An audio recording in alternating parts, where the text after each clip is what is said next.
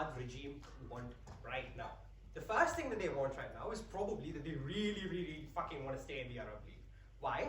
Three different reasons. First, the Arab League provides active funding, right, which is very, very necessary for Syria right now because Syria is fucked. Their infrastructure is completely broken, they don't really have hospitals, they don't really have money to go forward and develop any kind of social welfare schemes required for their people because of the kind of terrorism and rebellious groups that exist there, which means that right now Assad really, really, really badly wants a lot of money, and the Arab League is uniquely the only group that is ready to give Assad any kind of money required. They really can't get money from anywhere else. That's what they need the Arab League for first. Second, mutual defense agreements. They really, really need the Arab League to go forward and like protect them from a lot of terror, like problems that exist around them. Their entire surrounding is completely tense. There's a lot of instability that exists out there, and Assad really needs that protection because right now Assad does not really have like a very functioning, strong military that exists, which means that they need to outsource a lot of their work to the Arab League in order for protection in the first place. Third, trade. Right now, Assad is actively trying to go forward and build trade, create manufacturing, create new things, etc. Which means that trade agreements are absolutely very necessary for Assad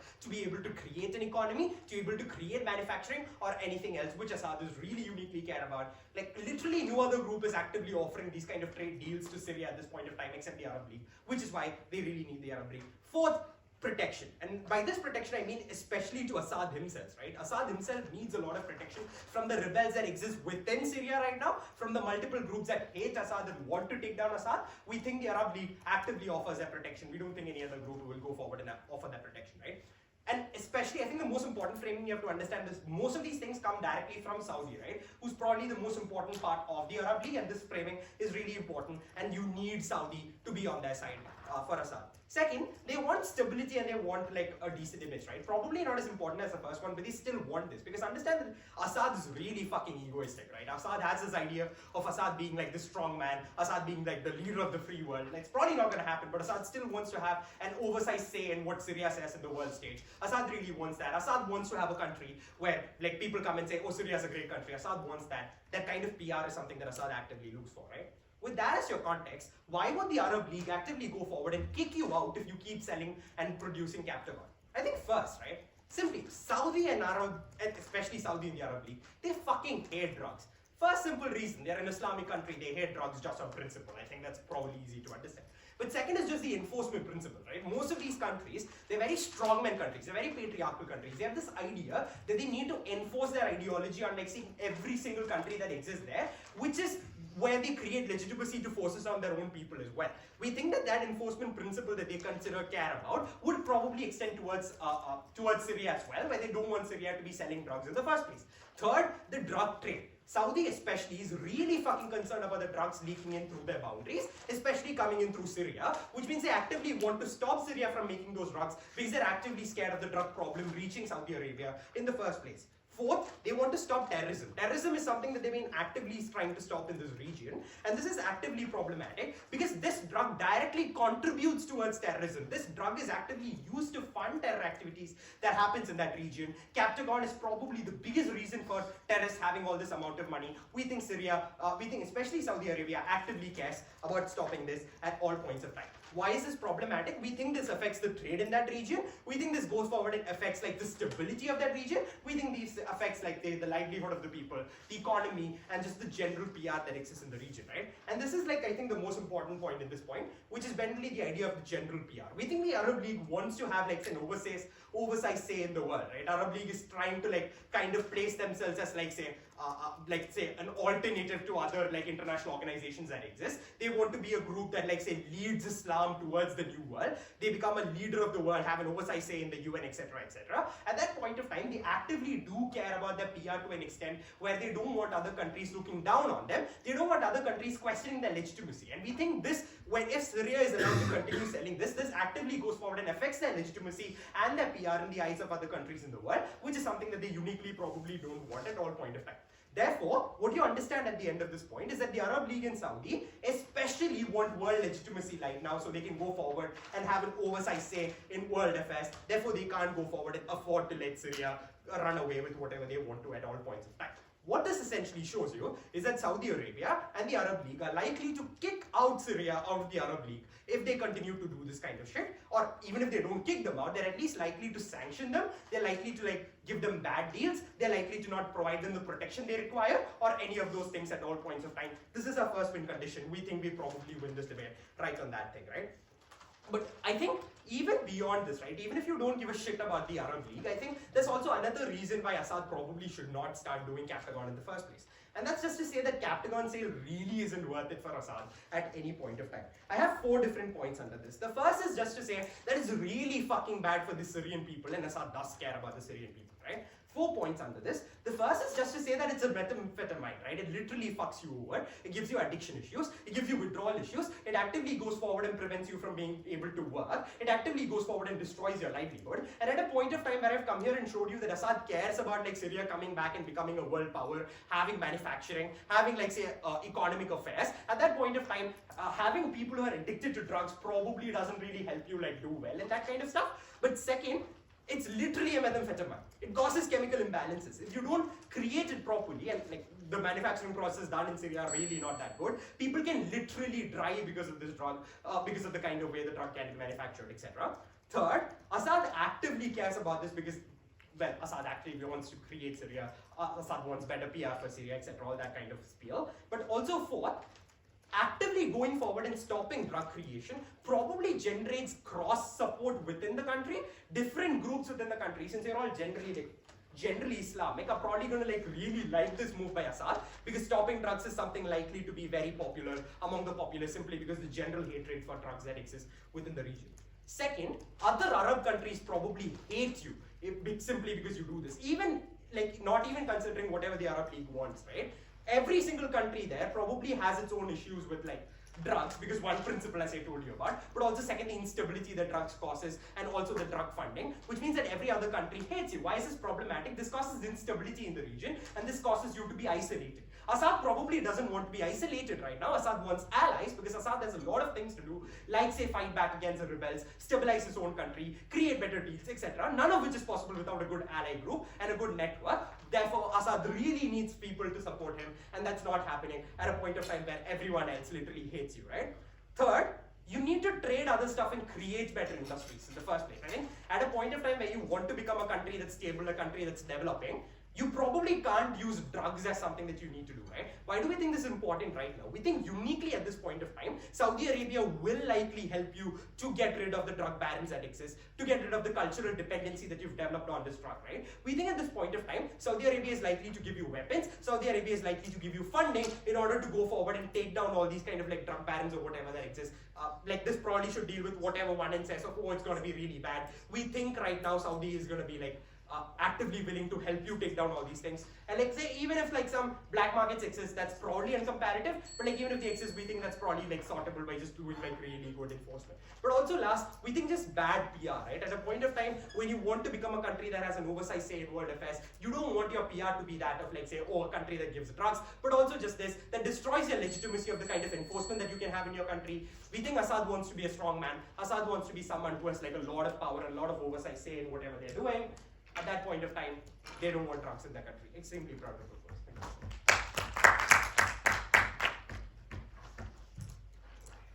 If Assad cares as much about his reputation and stronghold as that Affirmative team believes, then the Syrian economy is probably the thing that he cares most deeply about. So even if we do have to trade off the Arab League, which I'm going to explain later that we actually don't, the economy is just so reliant on Captagon. And that's because the Captagon market is worth 3 times the amount of the Mexican cartel market, which should make you believe empirically that truly it is just absolutely dependent for Syria, and that is incredibly important and is going to be the most important clash in this debate. Firstly, I'm going to explain why Assad is dependent on this economically. Secondly, I'm going to explain why attempts to actually remove Captagon from the country will be unsuccessful. And finally, I'm going to explain a bit of mitigation about why you're likely to stay in the Arab League, and even if you don't, the economy is the thing that you should care the most about. Firstly, let's explain why Assad is actually dependent on Captagon. There's a few parts to this point. The first one is explaining why it's really hard for Syria to transition to other forms of industry, as Ada says they should. Secondly, I'm going to explain how they're able to generate just so much volume of money from this thing. And finally, I'm going to explain why this money specifically is essential to Assad, particularly by way of assuaging people. Firstly, I'm going to explain why they're reliant, and it's specifically very difficult for Syria to actually transition. The important piece of framing here is what I brought you in my introduction, which is just that factually it does provide them a huge amount of economic growth. It does give them a huge amount of money, particularly by way of currency reserves that I'm going to talk about later. But here are the actual structural reasons why that's true. Because Affirmative says that they need to transition to other industries. There are 3 reasons why this is really difficult. Firstly, we note the fact that the civil war has just destroyed a huge amount of Syrian infrastructure. That looks like things like amounts of airstrikes and boots on the ground and shelling, means that it's not just their hospitals that are decimated, as Affirmative says, but it's also their factories and their offices, which means that the potential to build those things up is just really difficult because they take a lot of time and a lot of money. Secondly, we note that so many cities, e.g. Aleppo, have just been completely decimated and leveled to the ground. The amount of time it actually takes up to rejuvenate and rebuild those kind of cities is just massive. But finally, we note the fact that they have a huge amount of US sanctions. And so that means that FDI is just almost impossible for Syria to engage in. It also means that doing things like legal exports are really hard for them, which is a way that a lot of other countries in this area get their money. Finally, it means that getting things like company protection is really difficult. So all of those options are almost decimated for Syria. And so that means that what they need to focus on is a way that they are actually able to get money and a way that Assad is actually able to keep his tenure. So why are they actually able to make lots of Captagon and why is it easy? 4 reasons. Firstly, we know that the climate is incredibly suitable to making this sort of drug. We point to analogies like, poppies in Afghanistan are also quite easy, and this thing's quite similar. Secondly, it's just a very easy thing to make. It's an illegal cash crop. It's very easy to synthesize. But it also means that there's not a very high expectation for purity in this drug. So even if the drugs aren't perfect, people will still buy them. Thirdly, Assad has directly funded it in the past. We note the fact that he's massively empowered the spread of Captagon factories and Captagon warehouses. And that means that the state has basically been a sponsor of Captagon plantations. That should make you believe that Assad has clearly been extremely complicit and supportive of this industry developing. So it's unclear as to why he cares so deeply about the Arab League that he would go back on everything that he's done in the past. Finally, it is just incredibly valuable, particularly given the fact that Afghanistan has recently cracked down on fentanyl production, which is what Captagon is cut with. We'd note that Syria being the exclusive supplier of this drug means that its value has just increased massively as of late. Secondly, how do they actually generate so much revenue from this drug? Firstly, it is just incredibly popular in the Gulf states, and that's for a few reasons. Firstly, because the cost of travel is really low because they're all border nations, which means that transporting it is quite easy. Particularly given that we're in a desert nation, smuggling it is just really easy. Affirmative says, well, the problem with this is that people are addicted to it. When people are addicted to methamphetamines, they can't do things like work. I would note the fact that firstly, these people obviously are addicts, but they also clearly can still work. You can be a functioning alcoholic, you can be a functioning drug addict, and clearly these people obviously fall into this category and can still do work. But secondly, the fact they're addicted is actually a good thing for our side, because it means that they're able to pay huge costs for these drugs that actually fall straight back into Assad's hands. So even if some of them can't work, a lot of them are actually just dependent on this drug to work. Like they work in the factories, they work in the fields, they work in cutting these drugs together. So even if a small group of people are so addicted that they can't work, which is the minority, the majority of people actually would be really pissed off if Assad was to do this because they do just get their livelihood from it. Thirdly, why is this money essential to Assad and as specifically? Firstly, we note that it does just fund a huge amount of his regime. We note the fact that it looks like things like taxation. It looks like, making sure that he gets a cut of some of the profit every time these drugs are sold. But also the fact that he's really politically reliant on the generals who actually buy this drug. So when he actually, when he makes if this drug were to be made illegal, that would obviously be terrible for him because a lot of the key players that he's relying on are actually some of the major buyers of this drug who then distribute it. That means that he can do things like, bribe these officials with this drug. He can do things like pay mercenaries. But also, these generals then tend to reinvest that money back to him because they are relying on these drugs, they buy those drugs, but then, with their extra money, they're willing to fund his regime. Probably if you cut off their main source of happiness and their main source of enjoyment and their main source of money, probably that would be bad for them. Secondly though, foreign currency is just incredibly important to Syria, and this is the main way that they're able to generate US dollars. We note the fact that when you don't have US dollars, you can't do things like import food, and that probably would piss off people on the ground. Because as much as Affirmative wants to talk about how people would really like this move because people hate drugs, one, I just empirically don't think that's true. These people are reliant on these drug fields for employment. But second of all, I think if the country doesn't have any access to US dollars and people literally don't have access to food and water, that is probably a far worse harm. Finally, And let's move on to the next point, which is why the attempts to actually crack down on these drugs would likely be unsuccessful. And I think the important framing here is that the US war on drugs has been almost entirely unsuccessful. That is a country that has a huge control over its people and has a huge access to infrastructure and resources. Syria, on the other hand, has incredibly small state capabilities, but also is in the middle of a desert, which means that controlling anything is just far harder, not to mention the fact that they economically are far, far worse off than a place like the US. 4 reasons why it would be difficult to do this. Firstly, punishing people through things like arrests are hard to do because the key people who distribute and control these drugs are the most wealthy people in this country. And that should make you believe that cracking down on them is the hardest of all because they're likely to be connected to the military and use those connections to their advantage. Second of all, Assad is just reliant on these individuals like these generals, as I've already explained. So not only is it hard because they're wealthy, but he's also often conveniently politically tied to them, which means that decimating that relationship interpersonally is probably quite bad for him. Thirdly, this probably is just a trade-off of resources, because we note that all of the resources you have to put into fighting this, you can't do things like fight the Kurds or fight ISIS, and that's probably also bad for Assad. Fourthly though, smuggling and cracking down on smuggling is just really hard. We know that Syria is incredibly decentralized, and there are just a lot of really highly autonomous regions, and so that should make you believe that cracking down on those areas specifically would be quite difficult. So what's more likely to happen is that other places end up taking this drug distribution and production into their own hands and become a rival, and that is terrible for them. Finally, let's explain why you are still likely to stay in the Arab League, noting this is directly responsive to 1A. 3 reasons. Firstly, there are just other incentives that the Arab League has to keep Syria as part of them. That looks like things like trade negotiations, it looks like things like cross-border refugees, but it also looks like things like negotiating airspace, particularly in relation to ISIS. Second of all, there is a normalization at the moment to support Syria, particularly because they have a lot of Russian support and have been in cahoots with Russia. So that means that the Arab League probably does have an incentive to have them on side a little bit because they are an increasingly important political player. Finally though, even if we can see that Syria is no longer a part of the Arab League, that is okay, because the trade-off in this debate is the benefits you maybe get economically and politically from the Arab League versus decimating your entire economy. And as an active debate, I think Assad cares far more about the economy of one, his military generals, but second of all, the people on the ground who are just so reliant on this for any form of economy and for any form of foreign currency. That is why we just must win this debate. If you want in, 2A whenever you're ready. I'm going to start the speech by talking about money and asking whether there are actually any viable alternatives to, keep the Syrian economy afloat. So, first question: are there any viable alternatives? 5 reasons as to why there are. The first is that Syria does just have natural resources. It has things like oil that that other countries want to buy. They are able to trade this. It is not true to say that it has absolutely no capacity to trade with other countries at all in the absence of Captagon. 2, Syria does have historic industries like things like agriculture and textiles, where they do have infrastructure. Maybe some of it has been destroyed in the war, a lot of it has not, but they have people who know how to, for example, farm or weave, etc., which means that these industries are, not as difficult to revive as the negative team would have you believe.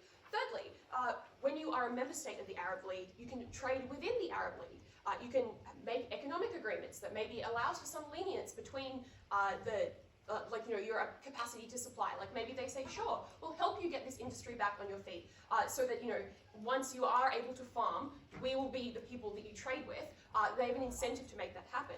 Fourthly, you can trade through the Arab League. Once you are a member state of the Arab League, you can do things like get around US sanctions and actually trade with international players, meaning the material being like, oh, well, the US sanctions Syria so that you can't actually trade internationally. It's obviously greatly reduced because you can just trade either with the US through the Arab League, or you can benefit from the other member states of the Arab League trading with the US because they are then trading with you, and that economic prosperity flourishes there. Fifthly, as we told you at Addis, you can just get money from the Arab League, right? In that, if it is so dire that you are entirely reliant on drug trade, you probably can just ask for some money, which you will then pay back, as I said before, in terms of other economic benefits. All of this is to say, I guess at the end of this, 2 conclusions are clear. The first is that there are actually viable alternatives to Captagon production for the Syrian economy to re-establish itself and to flourish. And secondly, almost all of them are contingent on being a member of the Arab League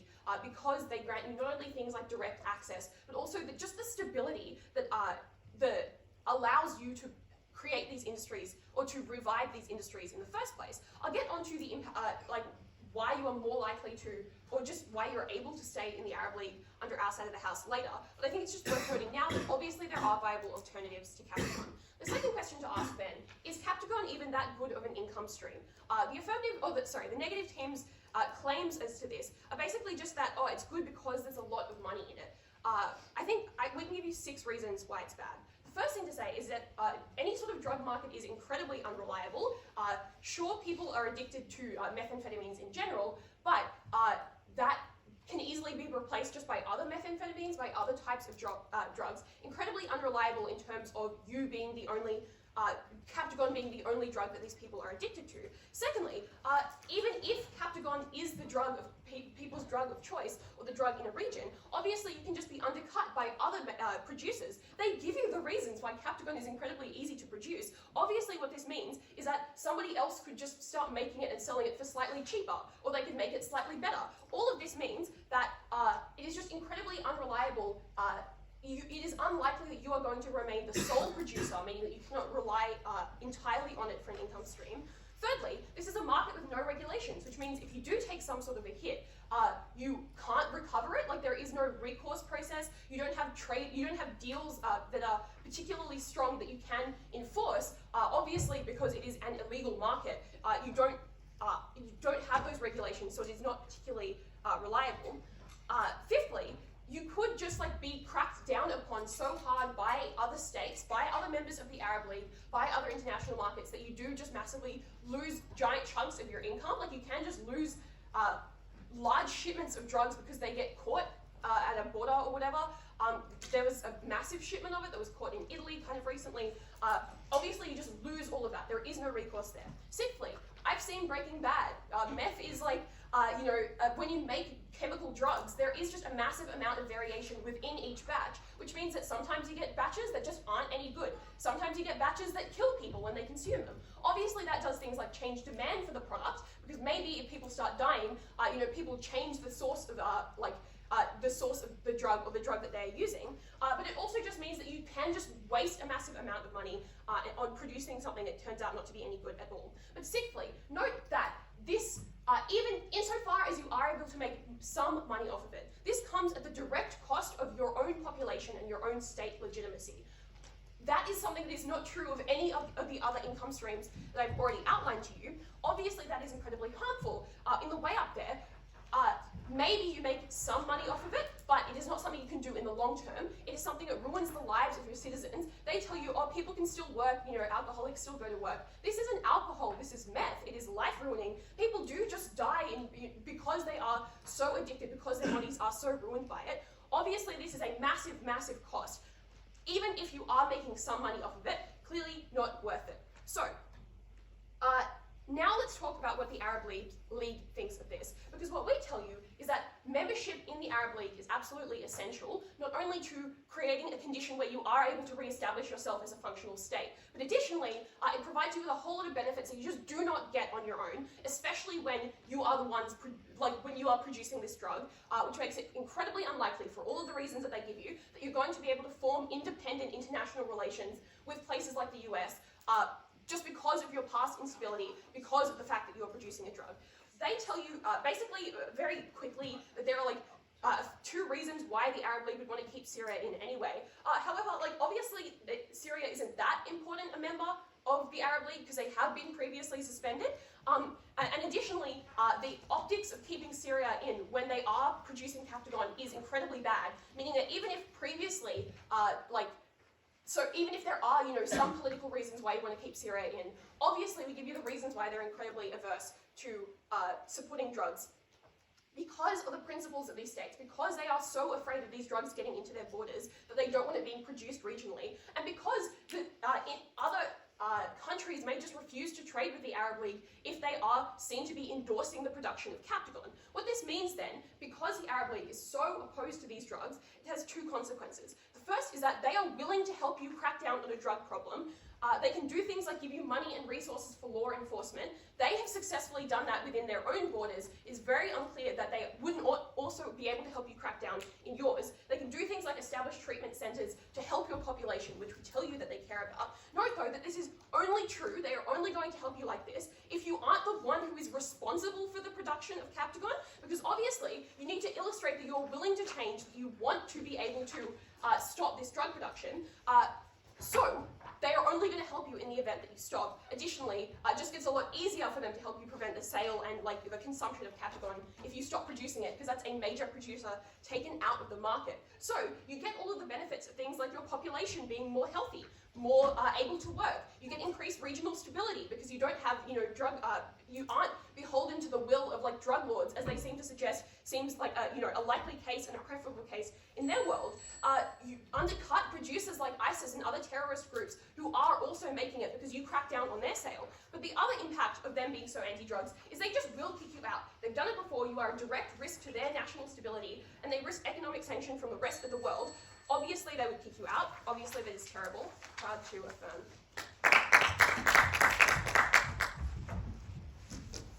Thank you, 2A. 2A, whenever you're ready.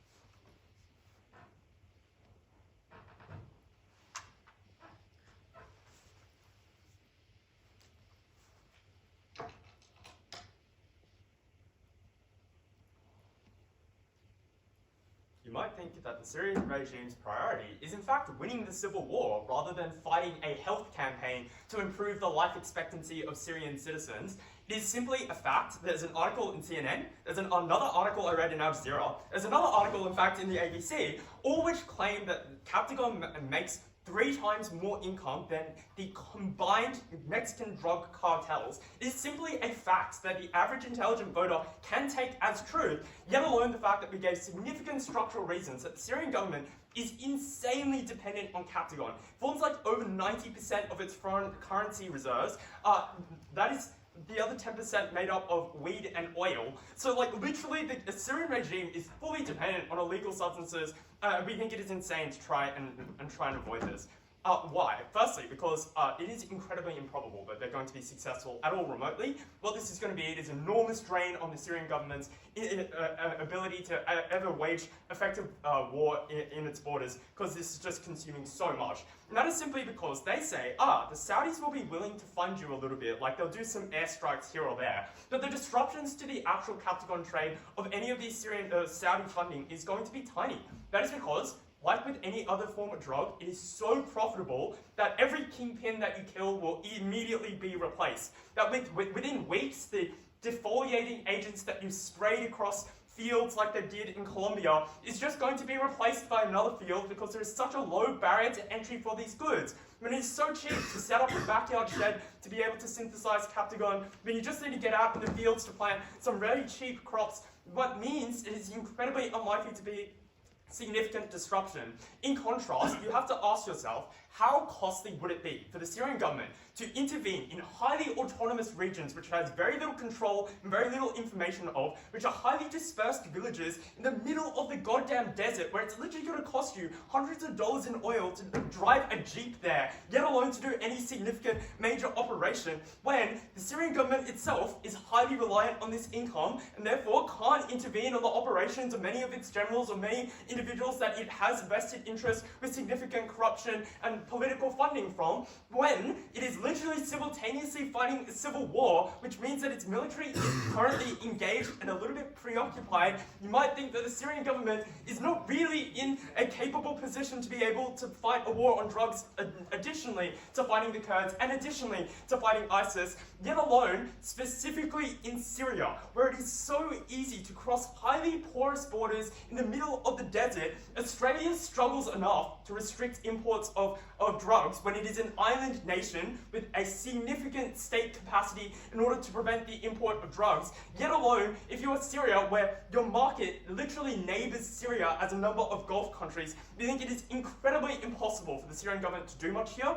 Any attempts at a crackdown will be an abysmal failure. The Saudis are fundamentally failing to restrict Captagon into their own country. That is why they have a Captagon epidemic, and there's an enormous amount of addiction within Saudi Arabia at the moment. We think this would be an enormous drain on resources for very minor disruptions that will not make the Saudis happy, but that is if it is even successful in the first place. And we say, actually, some of the worst harms to side opposition occur if it's successful. Why? Because if you successfully disrupt your Captagon trade, where do you think that market goes? It doesn't disappear.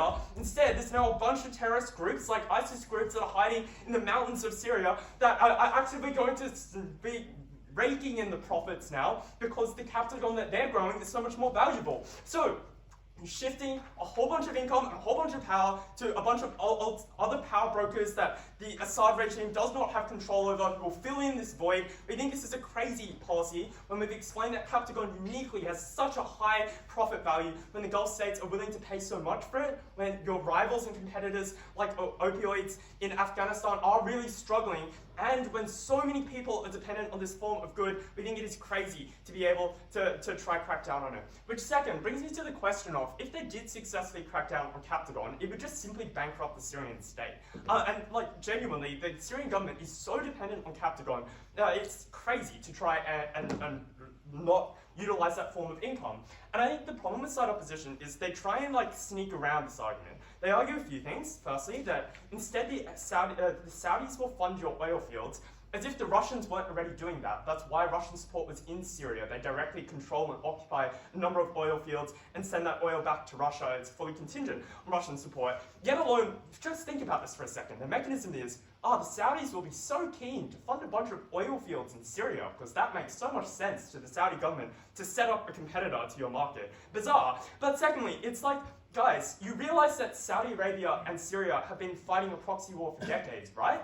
Syria is a Shia country where Saudi Arabia pronounces itself to be one of the major Sunni powers. It is a key regional adversary and rival. It is incredibly improbable that Saudi Arabia is, out of the goodness of its heart, going to be funding the Syrian regime significant amounts of money. Like, this is bizarre. We think realistically, Saudi Arabia is pretty pragmatic. It's going to let Syria into the Arab League simply because it needs some degrees of cooperation. For instance, it to be allowed to fly over Syrian airspace in order to strike at radical ISIS targets. We think there's relatively simple forms of policy, like the normalization of relations and the establishment of embassies, is quite probable. We think it is deeply implausible, the types of things that they describe, where the Syrian government apparently bankrolls the Syrian regime, the Saudi government bankrolls the Syrian regime. Yet alone, if that was even a good thing, like their best case is Assad now becomes dependent on the Saudis for their income. This sounds deeply, deeply unideal for Assad. We think it is far more probable that he's going to rely on the enormous source of funding that he currently has,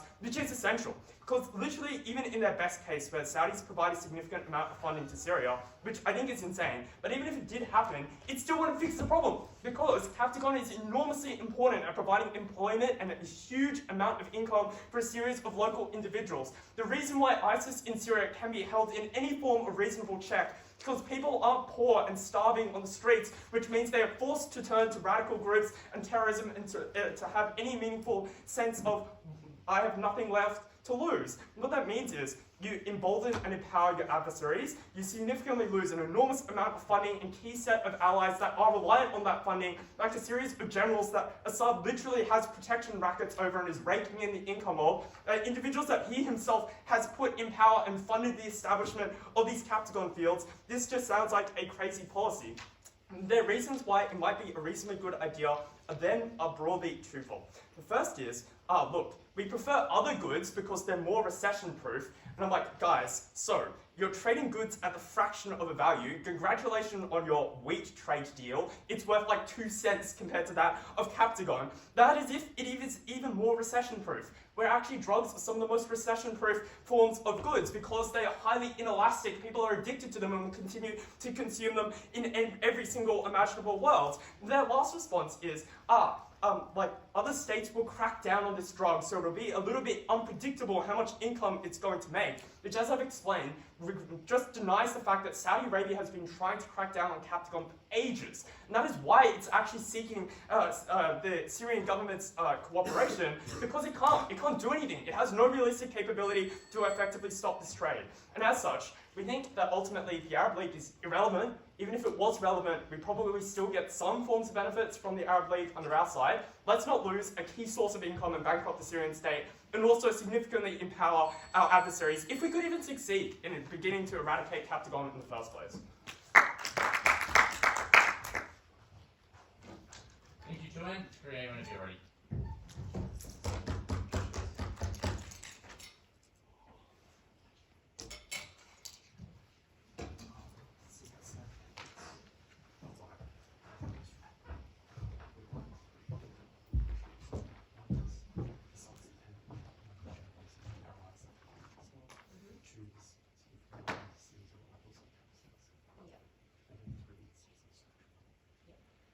The first thing I'm going to deal with in this speech is the question of money, because this is the negative team's silver bullet. Captagon makes Syria a lot of money, therefore, because money is important, we should keep doing it. They provide two actual mechanisms for this. The first is to outline at Bella that Syria has a great deal of economic dependence on Captagon as one of its only viable industries producing a lot of money. And I think there are two things you need to know about this argument. The first is the context. You need to understand the context of why Syria started booming in Captagon production. It did it during the Civil War when there was no viable alternative, because they were sanctioned to hell by every country on earth and kicked out of the Arab League. It's because they had literally no viable infrastructure because everything was in the midst of an actual civil war. But that is no longer the context. The civil war is effectively won. The Assad regime has control again of 95% of Syria, apart from a couple of Kurdish border areas. It has been let back into the Arab League. Sanctions, while still in place from America, have been significantly lifted by other actors like Asia, like China, like the European Union, which means the actual context in which Captagon, yes, was the only viable industry, is actually no longer the case. You can, in fact, now get more foreign investment. You can, in fact, now start to build up a proper infrastructure that does not facilitate a huge amount of international condemnation, that does not facilitate a huge amount of domestic crime and instability within the borders of Syria, which are obviously things the Assad regime cares deeply about in order to rebuild its legitimacy and rebuild his image as a strongman. But secondly, I think Nicola explains in a way that is unresponded to by Eugene that there are actually a series of viable alternatives to Syria. Like, it did have a pretty strong historically textile industry. It does have natural resources that it can sell. So it is, and not importantly, that gets significantly more feasible when you have international backing from the Arab League that is more willing to invest in you. Because not importantly, their claim is just like, oh, well, you won't get kicked out of the Arab League. But we preempt this at first, because obviously they might not kick you out necessarily, but they are going to give you far less favourable conditions. They are going to invest in you far less if they perceive you as a hotbed of crime that is causing problems within the borders of other Arab League countries. So obviously it's not just a difference of like, does it happen or not? It's a difference of scale and of magnitude. And importantly, when Syria is in the economic context that it is, of like pretty much like being in disrepair, you absolutely do see a significant difference from $100 billion of trade versus $150 billion of trade. There is a significant benefit on side Affirmative. The second push they give us then is to explain that, well, this provides a lot of money, and throwing out this stat, which I'm pretty sure is made up about being 3 times the size of the Mexican cartels and providing a lot of jobs. The first thing I want to do here is just point out how significantly mitigated this is. Drugs are perhaps the single industry, like most middleman-heavy industry in the world. From the stages of production, to cutting, to transport, to distribution, to enforcement, you are talking thousands, if not tens of thousands of people internationally who are involved in that supply chain, who take a huge cut of those profits because of the nature of drugs as being illicit and needing to justify sort of the amount of risk they're taking. They take out a huge amount of that value. A lot of those people are not part of the Syrian regime. A lot of those people are not even in Syria. They are international when you're trying to sell in the borders of other countries, which means that even if there is like three times the size of the Mexican cartels, there is almost none of that is actually flowing back to the Syrian regime. The vast majority of it goes to these extractive middlemen, which means it's actually really unclear the size of economic benefit that this negative team can claim. Sure, there is some, but it is significantly less than what they are actually trying to talk about there. But secondly, as Nicola explains, the Captagon trade is a deeply unreliable market. It can just get collapsed by an enforcement, by sufficient enforcement. It can get found out. You can just have a batch that kills half your users. Obviously, there are deep fluctuations in the market. There are alternative suppliers. That obviously is not to say that they don't get some economic benefit from side negative, because they obviously do, but it is significantly mitigated and significantly less reliable than the economic benefits we get on side affirmative in terms of reliable investment, reliable support from other Arab League states. That should obviously be prioritised going into the long-term future of the Assad regime and its ability to maintain its stranglehold on power within Syria. We tell you that there are a series of viable alternatives, and the only response we get to this comes at Eugene, because when he's just like, well, Saudi Arabia hates Syria because of the Sunni-Shia clash. Yeah, probably they do hate Syria, but they hate terrorism and drugs, instability significantly more. For the very reason Eugene gives, they are pragmatic. They don't want Syria to continue to exist in a state of disrepair. They would obviously be willing to fund you. And that's not to mention there are, in fact, other countries within the Arab League who are actually more pro-Syria. So, second question I'm going to talk about then is on the question of enforcement, because the other big push is, well, it's not going to be, even if it's not actually going to be successful. And the analogy they give is, well, the war on drugs failed. Yeah, but this is obviously not analogous to the war on drugs, because the government is the one producing the drugs in this case, not fighting against cartels that are producing the drugs. We get some silly reasons from them, like Syria is a desert country, which makes it hard to enforce. What the fuck does that mean? They give some actual better ones that I'll deal with. The first is that Syria is busy fighting a civil war and it shouldn't be diverting its resources elsewhere. First problem with this is it's not really fighting a civil war anymore. Like, the civil war's been over, fellas. Apologies to the Syrian Free Forces. You kind of lost this one. It's pretty much over. The Assad regime has pretty effectively consolidated power. The Syrian army is still actively occupying most of the country. Sure, obviously we can just use the military to enforce these things. Like, we do have a pretty significant degree of state capacity on side affirmative to be able to do this.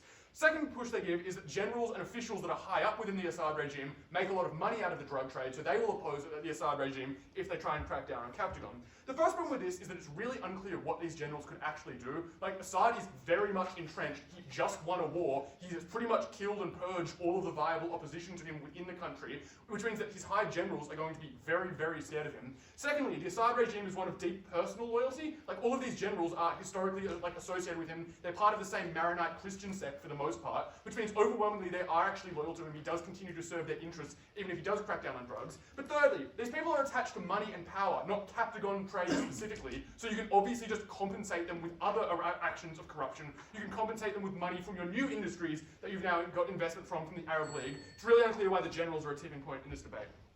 The final push they give us is that, well, they'll just be replaced by terrorists, producing Captagon in caves, and that'll obviously be significantly worse.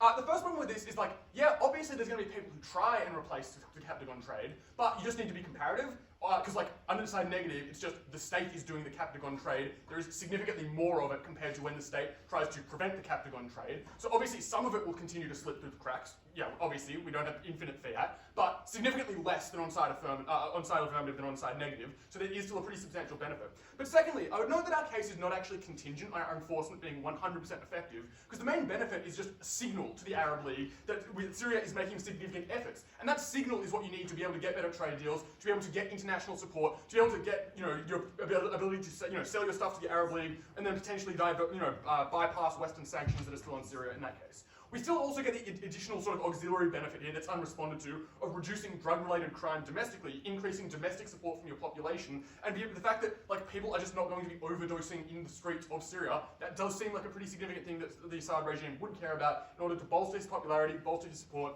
Bella's like, oh, people who are on meth work harder. No, they don't. They just die. Come on. All right. Lastly, let's talk about the Arab League. The main push they give is that, well, there are other incentives to keep Syria in because it's still economically worthwhile. And it's true that there are some incentives, but I would actually suggest that there's an enormous power imbalance between Syria and the rest of the Arab League, because it is an impoverished, war-torn, pariah state, and now it's causing drug problems for the rest of the Arab League. This is very likely to be a tipping point for them to kick out their problem child until they get their shit together.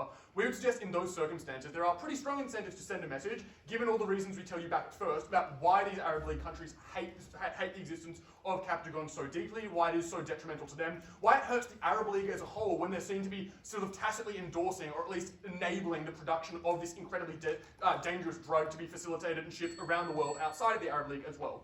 And the weighing it here is very important, because maybe you get some money going to the state from the trade directly, but it is simply not worth the economic and diplomatic trade-off that is worth the tune of hundreds of billions of dollars rather than a couple of billion that go through middlemen. For that reason, we propose. Freeland, whenever you're ready.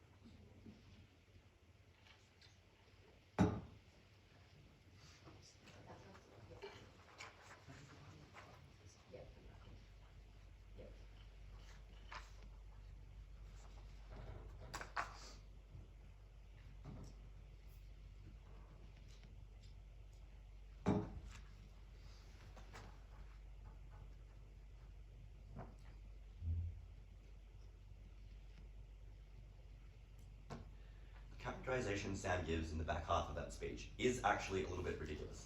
Syria is a country fresh out of a civil war. It still has terrorist groups guerrilla-fying within it, consolidating power and growing in the shadows. It is a country with massive rural areas, large expanses of desert in which the government has very little oversight and very little control. The idea that such a government, which they characterize at first as having a weak military, and that we explain has quite a limited grip on power, even if it did win the civil war, is not a country that can properly crack down on this drug trade, and even if it did so, we think it would move that drug trade towards its enemies, fund terrorist groups, create radicalism, cause more extremism, and cause more instability. And that is a prerequisite for every benefit that this affirmative team tries to prove, because if you believe that more instability occurs, if you believe that there is more violence, if you believe that there is more terrorism, you cannot believe the Syrian economy, even with funding from the Arab League, is going to grow and is going to cause the Syrian people to prosper. Two questions. Firstly, how will this affect stability in Syria? Secondly, how will this affect the Syrian economy? The first claim they make is that, well, drugs cause huge amounts of instability, they fund terror, and they ruin people's lives. The first response to this is that if Assad even was successful, we explain that it would just cause more instability by moving the production of those goods towards those terrorist groups. Sam claims in his speech that the civil war is over, fellas, we can pack it up, they're done.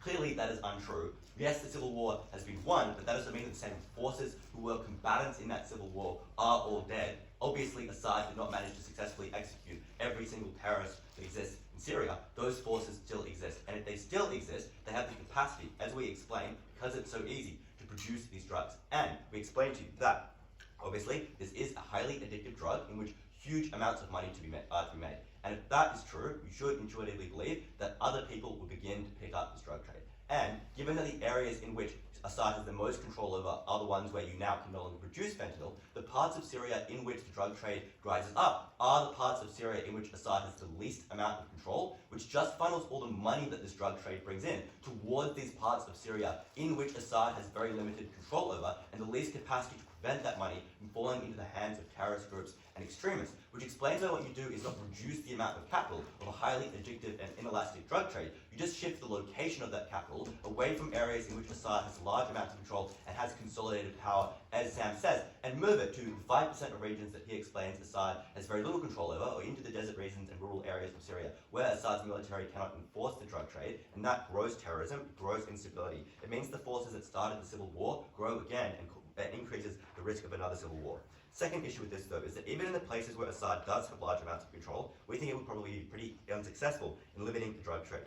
Firstly, because even though he has consolidated power, that doesn't mean that he has an absolute grip on power. They explain at first that his military is relatively weak, that's why it needs support from the Arab League. And therefore, if you believe that it's weak, you should believe that its ability to crack down, even in major cities and even in rural towns, is going to be fairly limited. This is a very, very large country. Even a massive military cannot check every house, cannot check every shed for this drug trade and cannot prevent the money from falling into the hands of terrorists. See the way that drug cartels operate in Colombia and Mexico, countries which do have huge militaries and countries which have the support of foreign backing like the United States to crack down on those drug trades, yet still the cartels pervade, still the cartels continue to produce these drugs. That's because it is so easy to produce them in the darkness. They say the government is, well, the one producing drugs, so they would simply stop producing drugs. I would point out that in many instances they just provided the initial funding but do not have full control over the production. But also, it's obviously not true of all areas, and it certainly would not be true of all areas after this was passed. That is, now that you pass it,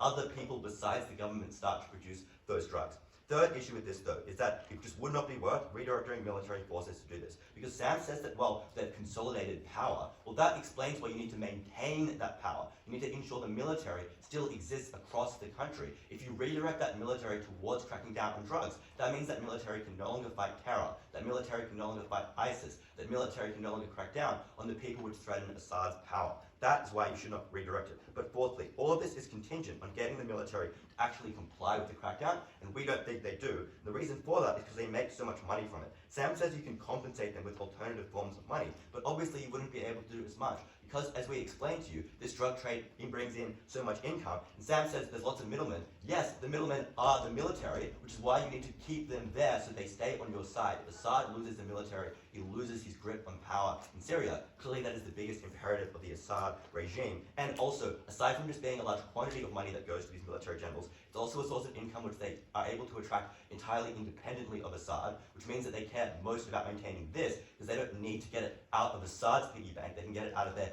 own drug fields, which means they, even if Assad could provide them an alternative source of funding, those military generals prefer this source of funding, which allows them more independence from Assad. What is the conclusion of this clash? This crackdown would be unsuccessful and would cause huge amounts of instability. It would fund more terror and it would fund more crime. It would force people to turn towards radicalism, and the jobs they previously had and the financial income that they have disappear. It would make Assad's military turn against it. This instability is so important. How should you weigh this? Stability in Syria is analytically prior to the entire rest of this debate, because having stability is necessary for other countries to want to invest in you, for other countries to want to trade with you. It's crucial for the growth of your economy, and it's necessary for Assad to stay in power. But it also impacts the willingness of the Arab League to support Syria, because the Arab League kicked Syria out when they had a civil war, which explains to you why, if you attempted to crack down on this drug trade, caused huge amounts of instability, they would be likely to attempt to kick you out again, which explains to you why you should probably care most about this issue, which we are clearly winning on. Second issue in this debate, then, how will this affect the Syrian economy?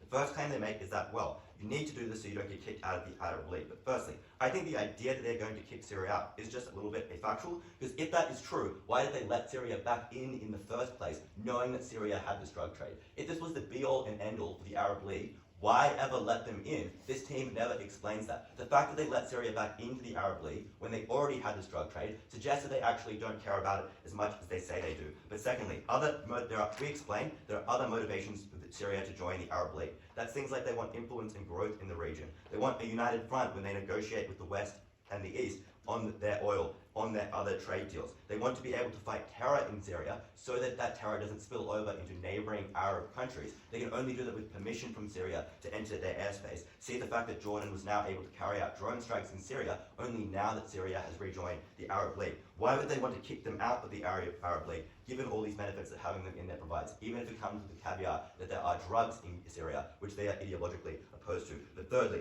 I just don't think that that the Arab League could ever fund Syria the amount that Captagon can. That's because this represents a huge portion of Syria's GDP, and if that's true, the amount of funding that the Arab League would have to supply is equivalent to like half the GDP of Syria. And yes, other countries in the Arab League are big, but they're not so big that they can give 20% of their own GDP over to Syria to supplement the fact that Syria has just lost its biggest industry.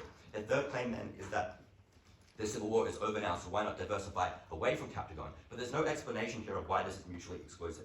If, as Sam says, there are no longer sanctions on Syria, it's unclear why you can't both grow your economy and trade with other countries and also have Captagon. They assume in the beginning of the first speech that, well, other countries won't trade to you if you have Captagon, but this is factual and untrue. Other countries trade with Syria, even though it has Captagon, even though it produces drugs. And we note that Assad has huge amounts of control over this capital in the ways that we explained in Bella's speech, which tells you how that he can redirect this money towards other kinds of industry and to diversify away from capital, using the money from Captagon, not by cutting himself off from Captagon. They say the drug trade is unregulated and bad. We explained to you how Assad collects money from it. He directly funds it, he uses protection brackets in the military, he taxes it, and even if there are lots of middlemen, it makes so much money, it is simply worth it. We win this debate by a huge margin.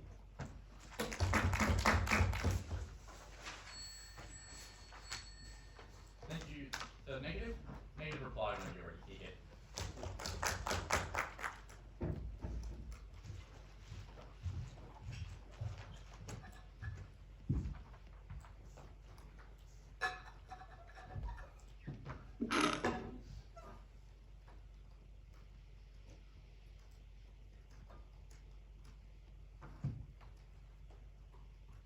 This crackdown on Captagon is just economic and political suicide for Syria, because the best case for side Affirmative is that this crackdown is successful, which means that either you have a supposedly prospering textile industry, or you are entirely at the hands of your rivals, being Saudi Arabia. But the far more likely option is unsuccessful, and we explained to you down the bench that 1, you create a huge amount of political instability. 2, you piss off all your constituents on the ground who are reliant on this for employment and economy. But finally, that ISIS can far more easily swoop in and take over that industry. That is the absolute worst case for Assad. Let's start by talking about the stability of, I forgot my actual most important piece of paper. Need this one. Let's start by talking about the viability of this industry, because the drug industry is obviously incredibly specific. Affirmative says that there are lots of middlemen involved in the process, and there are just other alternatives. But the problem we explained to you is that every industry has middlemen, but the size of the pie of the drug industry means that even if it's being divided by more people, it is just so much bigger, so you are able to claim so much more. We also explained to you at trial that these middlemen are just the generals and military that you are so reliant on. And so that means that even if you are foregoing some of the pie, it is obviously just worth it. The alternatives they suggest, like the textile industries, even if they are viable and will be successful, just have a negligible amount of money in it. There's a reason why people are more likely to sell a bag of cocaine than a homemade crocheted top, because obviously the bag of cocaine is just going to give you so much more in money. Let's now talk about rivals, because we explained that Saudi Arabia has tried for generations to crack down and failed on Captagon, so it's just unclear as to why they would support Assad in doing this, but also why Assad would just have any incentive to do this in the first place, because you are increasingly reliant on Saudi when you do that.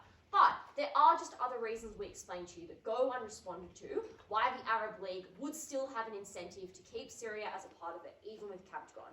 We explained to you that things like embassies are really important at Eugene. We explained to you that having airspace control and being able to negotiate that is just critical for things like trade. And what's most likely that will happen in this industry is that it just shifts to becoming in control of terrorists. The worst case for Assad is that it emboldens his adversaries, and that is when economic gains flow away from their country domestically. That is when you're in absolute turmoil. Let's now talk about crackdowns, because, unfortunately, it's not that the government has control over all the production processes of Captagon. Obviously, as Affirmative themselves concede, there are middlemen involved. What we explain is that the government claims a lot of benefits of this Captagon. What that means is that it is just incredibly difficult for them to crack down, because 1, they have no idea where those warehouses are. 2, the plantations can just crop up in multiple different places. But finally, as we explained down the bench, there are just trade-offs of cracking down on Captagon. You do have a limited amount of capital, and putting all of it into this just doesn't make any sense, given that the end result of it is virtually just economic suicide for Assad. So you spend a huge amount of capital cracking down on an industry you are incredibly reliant upon. It just is almost mind-blowingly unclear why you would ever have an incentive to do that. Finally though, let's talk about the military and generals that we explain you are reliant upon. And Affirmative tries to push back by explaining that, well, these people are personally connected to Assad. That is a very generous characterization of these individuals. Obviously the thing they care the most about is just money. And so when you crack down on the industry on which they are so dependent, obviously they do not look very favourable upon you. Sam says that, well, they have no choice but to stay with Assad, but obviously they do. They have their own militias. They can't be compensated in other ways, but more importantly, that would just lead to a power struggle, which is obviously the worst case scenario for Assad. So, the end of this debate, even if the civil war is over, there obviously are fallouts of that civil war that is still taking place in the status quo, which means that developing a new industry is just far harder than they say. And even if that industry was to be successful, it would just never be as profitable. Drugs are recession-proof, everyone always wants them, and addiction is actually the best characterization for our side because everyone will continue buying them, and that's why we must win this debate. 3, 2. I really love going first speaker, especially 1A. But sometimes I really fucking hate 1A, and this is one of those times. Because, like, literally no one from Negative engaged with me just because I was in 1A. Like, that's not fair, guys. You have to engage with some of the things I say as well, somewhere down your bench, right? And that's literally what I'm going to do in this reply, because I probably preempted everything they were going to say in my speech, and they never engaged, so that's probably enough for me on my reply to win this debate. I think the first thing just to do is to talk about the first thing I talked about in the first minute of my speech. What does Assad want? Assad doesn't give a shit about money. I think that's the most important thing to understand. That's a very easy reveal preference to understand because Assad fought so many wars, spending so much amounts of money just to get back in power, just to consolidate power. The very obvious understanding from that is that Assad doesn't really care as much about money as Negative wants you to imagine, biggest thing Assad cares about is power. The biggest thing Assad's lackeys care about is power and the kind of PR they're able to get. This is something I told you from the beginning of my speech, this kind of strongman attitude that Assad has, that Assad, being this very egoistic asshole, wants to be like the big dude. They have this outsized influence on world policy. That is something they had to engage with through their speech. That is why money was so much more important to Assad. They never say that. They just keep asserting Assad cares about money. No, we've given you reasons, structural even, as to why that's not the case. I think just their only case then becomes, oh, now Assad has more money. First thing, Assad probably doesn't care. Second thing, just fact check a lot of what they say, right? Like 90% thrice the economy of the Mexican cartel. I really don't think that's true. Like, you can Google this.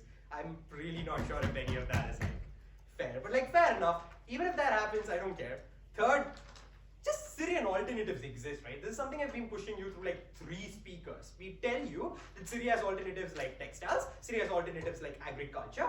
And why do we think this is more important? This is something Nicola tells you, because these are way more reliable than drugs at any point of time. This is something they never engage with. This unreliable nature of drugs, that the idea that drugs can be stopped by any point of time, that terrorists actively use drugs to fund money. This is something that came in my speech that's never came to, like, the literal response to this is only that, oh, but now terrorists are gonna make more drugs anyways. One, that's symmetric. Terrorists are already making drugs here, and the problem is you can't enforce it at any point of time because you don't know who's a terrorist and who's your own person selling drugs at all points of time. At least now you know what drugs are, because you can just like completely put a ban on it and say whoever sells drugs are bad, which means you're actively stopping terrorists only on our side of the house and never on theirs. But also this idea that the Arab League is actively going to help you on our side of the house. Arab League's never going to help you, whatever happens.